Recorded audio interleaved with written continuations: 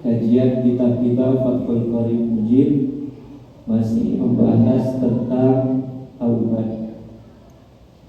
Wa anhu wa qala musannif rahimahullah ta'ala wa nafa'ani wa iyyakum fi daraini amin ila anqal.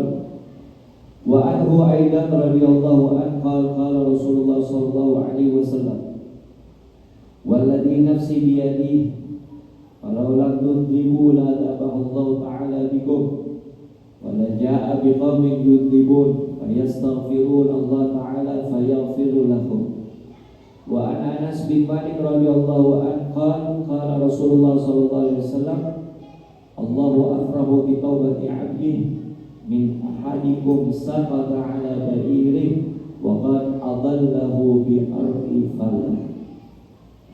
Para hadirin yang dimuliakan oleh Allah Subhanahu wa taala, pada kesempatan Senin yang lalu kita sudah membahas sedikit tentang masalah taubat, yang mana wajib bagi setiap umat untuk bertaubat kepada Allah Subhanahu wa taala dari segala macam perbuatan-perbuatan dosa yang sudah dia kerjakan tanpa terkecuali. Karena yang paling mengkhawatirkan bagi setiap hamba adalah ketika dia meninggal, dia membawa dosa kepada Allah Subhanahu wa ta'ala. Dan sesungguhnya dosa itu akan memberatkan, menyulitkan bagi setiap orang yang dipanggil oleh Allah Subhanahu wa ta'ala. Mulai dari nazak, ketika ruhnya akan dicabut oleh Allah, lanjut sampai dikuburkan, lanjut lagi sampai nanti dibangkitkan oleh Allah, dan na'udzubillah min dzalik mendapatkan azab Allah Subhanahu wa ta'ala. Oleh karena itu, kalau kita ingat tentang satu sabda Nabi SAW, Rasulullah SAW bersabda, "At-taibu minadzam, at-taibu minadzam kaman la dzambalah." Orang yang bertaubat dari dosa itu seperti dia yang tidak berdosa, semacam anak yang baru lahir. Semacam anak yang baru lahir. Maka pada kesempatan yang lalu saya menyampaikan kepada Anda semua, di antara syarat-syarat taubatnya seorang hamba itu ada 3. Yang pertama, an-nadmu, nyesal. Kalau kita pernah melakukan satu perbuatan dosa, ada penyesalan yang muncul dari dalam hati kita, berarti itu arahnya arah taubat, arah untuk kembali kepada Allah Subhanahu wa ta'ala. Kemudian syarat yang kedua adalah al-ikhlas anil ma'asi atau anil dzunub, mencoba untuk melepaskan perbuatan dosa tersebut. Mungkin semisalnya ada di antara kita yang berbohong, yang meninggalkan sholat, kemudian yang melakukan hal-hal yang diharamkan oleh Allah, maka itu dia koreksi, dia perbaiki untuk tidak melakukannya. Kemudian syarat yang ketiga, berjanji kepada dirinya sendiri untuk tidak melakukan lagi perbuatan tersebut. Karena biasanya ada orang yang taubatnya taubat sementara. Hari ini dia taubat, besok dia berdosa. Besok lagi dia bertobat, besoknya lagi dia berdosa. Kalau ada orang yang seperti ini, sesuai dengan yang dikatakan oleh Nabi Muhammad SAW, maka berarti dia orang yang merendahkan kuasanya Allah Subhanahu wa ta'ala atau menantang Allah. Itu tidak boleh. Tobat harus sebenar-benarnya tobat. Kemudian yang keempat, ditambah oleh para alim ulama, di antara syarat taubat selama ruhnya kita itu belum sampai di dalam kerongkongan.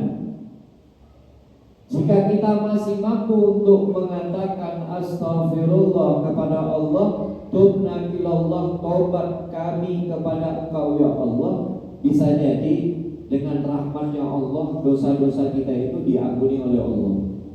Itu peluang.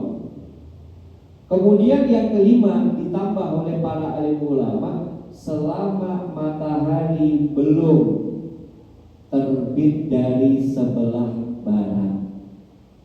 Maka ini juga peluang dan syarat taubat yang terbuka lebar bagi siapapun yang ingin bertaubat. Lalu di dalam hadis yang saya baca, Nabi SAW mengatakan dengan bersumpah demi jiwanya, kalau seandainya ada manusia yang tidak melakukan perbuatan dosa, maka manusia itu akan dimatikan oleh Allah. Lalu kemudian akan datang satu kelompok manusia yang berbuat dosa, lalu kemudian bertaubat dan meminta ampun kepada Allah, maka Allah Subhanahu wa taala pun mengampuni mereka. Maksud sumpah yang disampaikan oleh Nabi SAW di dalam hadis ini bahwa Allah Subhanahu wa taala itu memiliki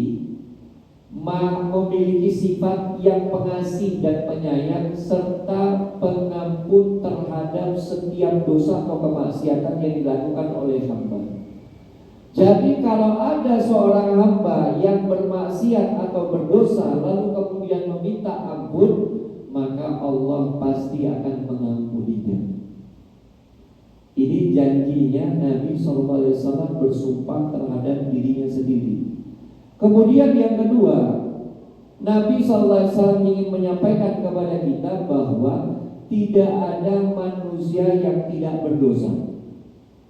Pasti manusia itu pernah melakukan perbuatan dosa kepada Allah Subhanahu wa ta'ala. Maka yang paling penting para hadirin yang dimuliakan oleh Allah, selagi kita masih ada peluang untuk bertobat kepada Allah, secepatnya kita bertobat kepada Allah Subhanahu wa ta'ala. Yang harus kita lakukan saat ini, kita harus kenal dengan yang namanya dosa. Jangan kita memejamkan mata lalu kemudian kita tidak mau tahu dengan perbuatan dosa. Ini bahaya.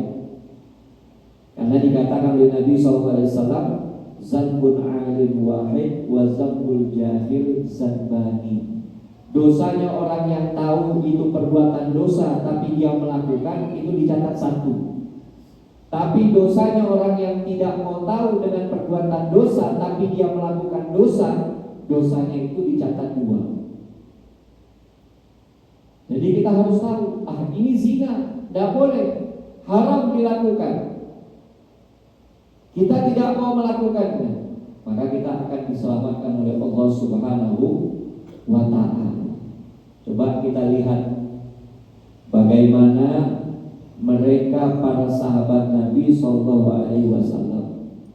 yang juga pernah terpeleset ke dalam bentuk perbuatan dosa, tapi mereka mencoba untuk kembali kepada Allah Subhanahu wa ta'ala. Apa saja yang mereka lakukan? Pernah melakukan hal yang tidak senonoh kepada wanita seperti yang saya ceritakan kepada Anda. Pernah melakukan kebohongan, bukan hanya kepada sahabatnya tapi juga kepada Nabi SAW. Tapi sesegera mungkin mereka bertaubat kepada Allah Subhanahu wa ta'ala. Kemudian hadis yang kedua, Nabi SAW mengatakan bahwa Allah itu sangat senang kepada setiap hamba yang bertaubat. Kesenangannya Allah itu, kebahagiaannya Allah itu melebihi dari kebahagiaannya seseorang ketika dia menemukan kendaraannya yang hilang. Ini dicontohkan oleh Nabi SAW, biasanya terjadi kepada setiap manusia.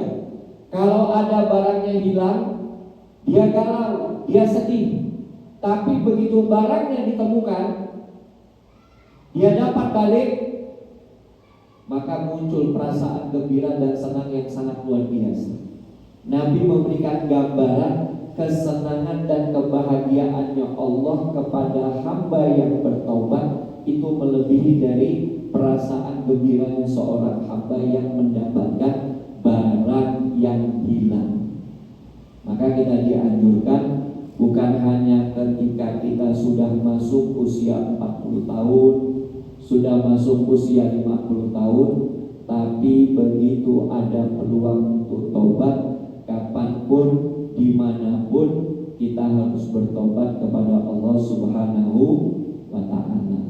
Karena itu hadirin yang dimuliakan oleh Allah, dianjurkan kita punya amalan selain amalan salawat. Di akhir zaman seperti saat ini, kita dianjurkan juga untuk memperbanyak istighfar kepada Allah Subhanahu wa Ta'ala.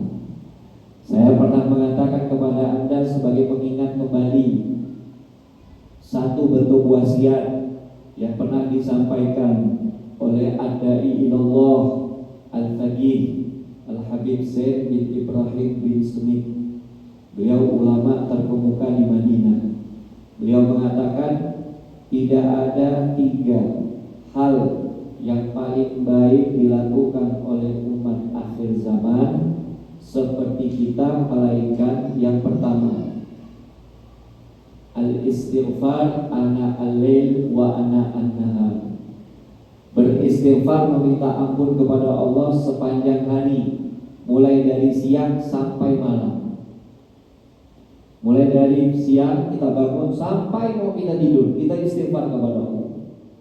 Kemudian yang kedua, as-sadaqah fi alaniyah wasir. Kita bersedekah baik secara terang-terangan atau sembunyi-sembunyi, rahasia. Yang ketiga, as-salatu ala nabi muhtar, bersalawat kepada Nabi sallallahu alaihi wasallam.